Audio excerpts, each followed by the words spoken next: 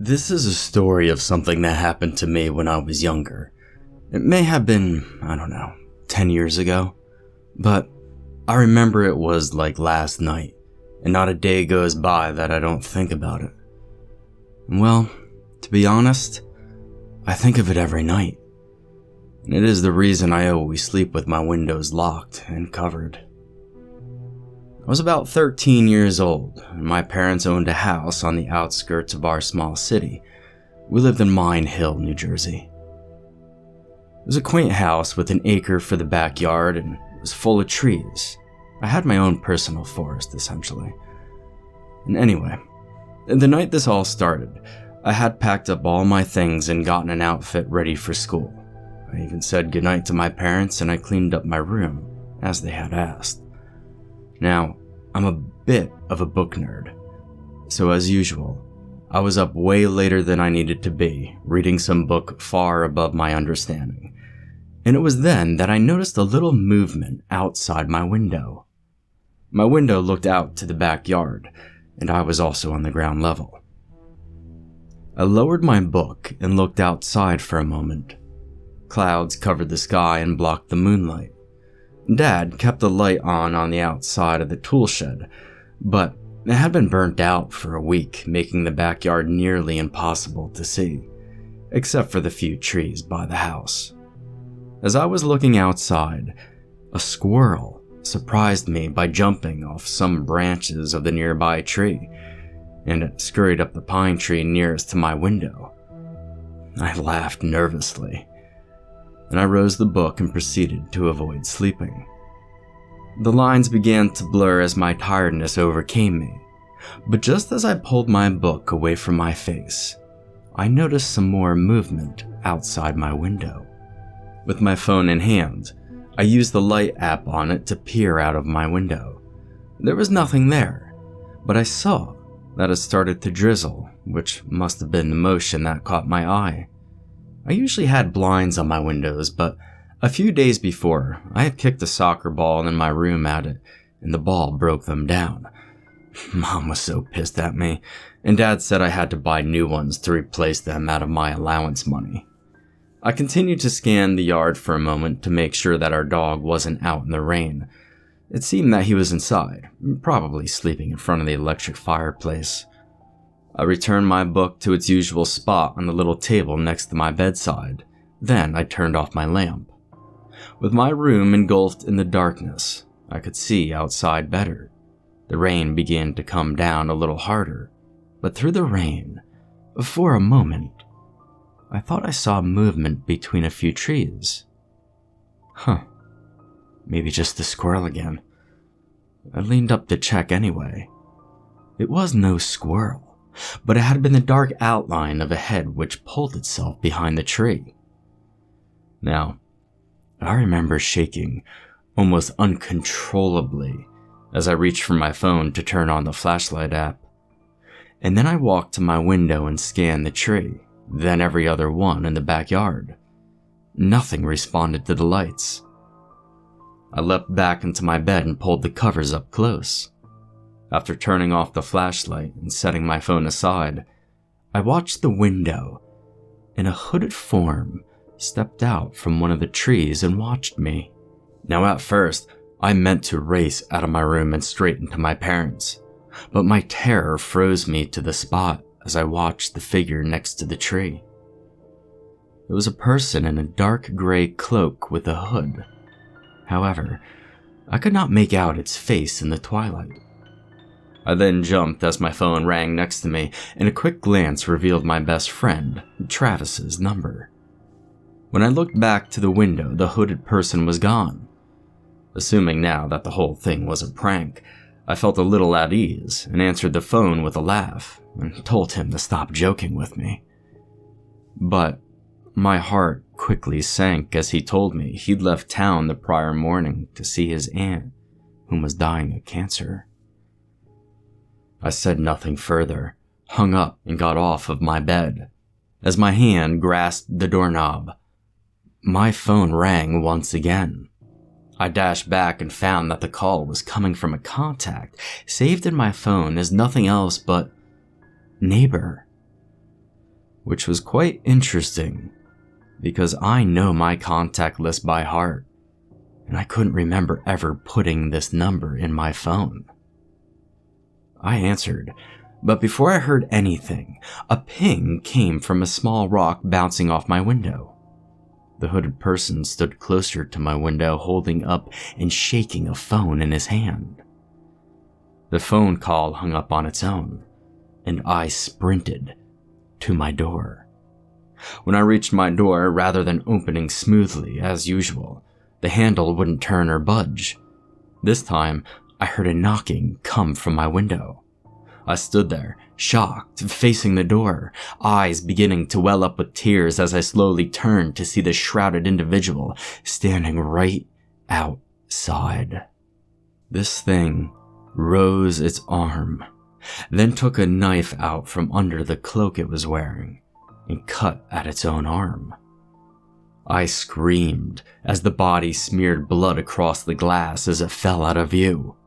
The doorknob took a few harder pulls, but it finally released, and I bolted straight for my parents' room.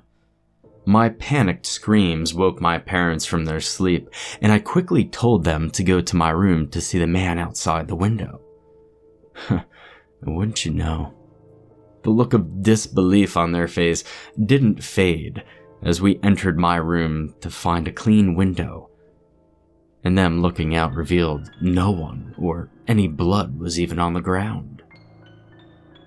My father, yeah, well, he told me to stop reading scary stories before bed, and my mother laid with me for a moment as I began to calm down.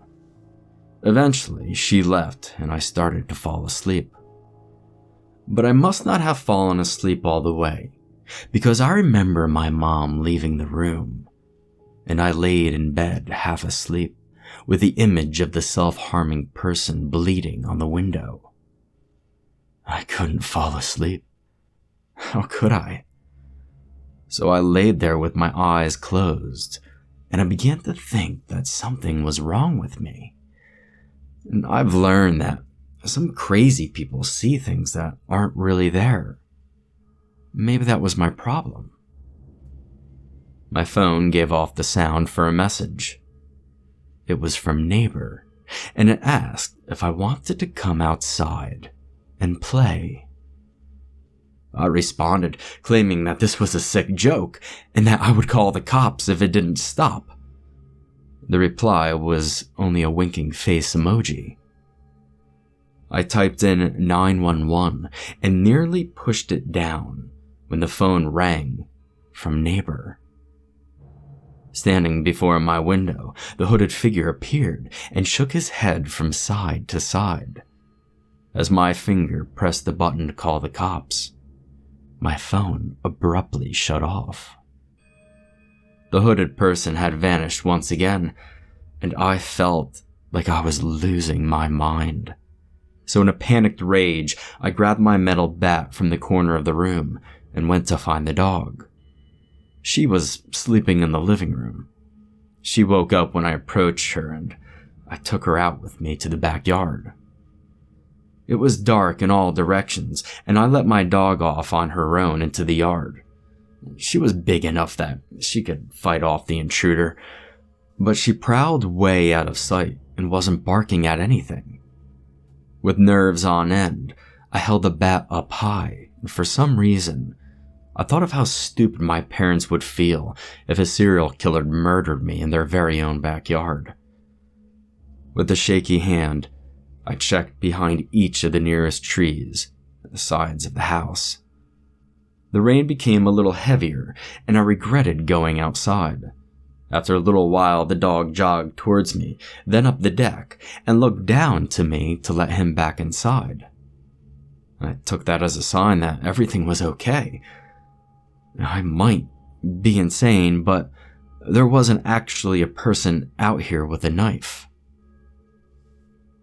I climbed the stairs towards the dog, and he began to growl in the direction of the house.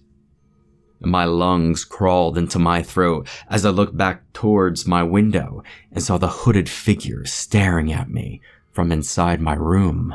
My father's voice came from the doorway, and I turned to see him, waving me and the dog to come inside. Instantly, the dog darted to my room, and I explained to my father once more what was happening. He agreed to check my room with me. No one stood in my room, and the dog now laid in my spot on the bed, soaking my blanket and sheets. My father, again a bit more frustrated at my breakdown, took a quick gander around the house with me. Despite his best effort to be goofy around me and trying to lighten the mood, I can tell he was starting to get annoyed. But we checked every lock, and I gave him my phone, which started back up with nearly a full battery. But it showed no history, messages, or even a contact for neighbor. Now, Dad asked me if I wanted to sit on the couch with him and watch some television for a while. We watched some late night talk show, and my dad tried his hardest to get me to laugh and relax. But even after he had fallen asleep, I stayed awake and kept glancing at the curtains draped across the living room windows. My sight eventually drifted between the windows and the bat, which I'd placed in the corner of the room, and I tried to get comfortable and laid back. We had a sun window in the ceiling, and I noticed in one of its corners the outline of the hooded figure staring down at me. I didn't move or speak, but I told myself that it wasn't real. The person remained motionless as we stared at one another. Eventually, the hood vanished, and only the rain on the panes remained. I thought about calling the cops once more, but if it was just me having a mental breakdown, then my parents would have been so embarrassed. So, I refrained and trusted the fact that Dad and I had just locked everything. I got onto the family computer, which was also in the living room, and typed in neighbor to see if there was anything in the news about it, but nothing came up in the search engine. All just unrelated stuff about living with neighbors in the top cities with friendly neighborhoods. And looking back, perhaps, I don't know, maybe my search term was just way too broad. So I went on searching several different topics, which seemed related. But it only led me to websites talking about drugs or documentaries on forensic science. Before getting up from the desk, however, an instant message appeared in the corner of the screen from Travis and told me to come to the front door to meet him.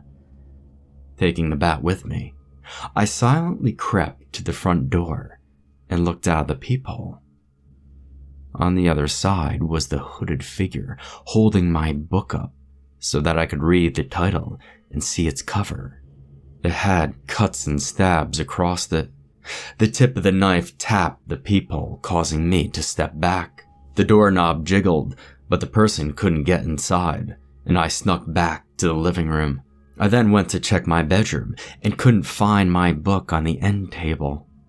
That moment, I felt more terrified that I wasn't a crazy person, but I wish I had been.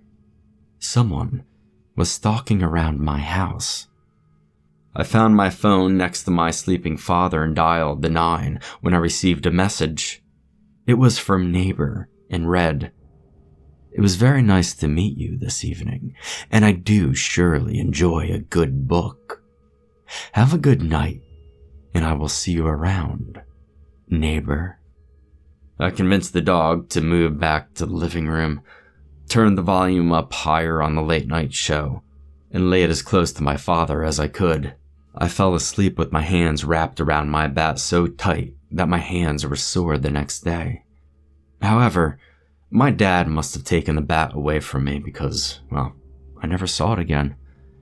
I tried to talk to my parents about it, but they had every excuse under the sun as to what it could be other than the truth, and it took me weeks until I could sleep normally again. I searched my house and everywhere around it for my book, and I moved my bedroom to the upstairs. When I got older, I secretly asked one of my doctors if I was just crazy, He asked a few general questions about how I felt and my behaviors, then told me it was highly unlikely, except that I did have a high level of anxiety, which I never experienced or even knew about when I was that age. And occasionally, I get the idea that it really was just one of my friends messing with me that night. All of them swear it wasn't them, and that I should just let it go. Despite me telling them that, the book went missing and all these strange, weird things. It has never happened again since that one night. But as I mentioned at the beginning of my story, I always ensure that my windows are locked and covered at night. In fact, my apartment is on the top level, and I moved far from my hometown once I was old enough. I never finished that book either, though I did think about it a few times. Sort of felt like a cursed object now.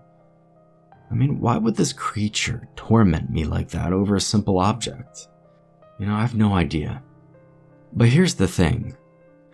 When I came back to my apartment from work the other day, there was a package waiting for me at my door.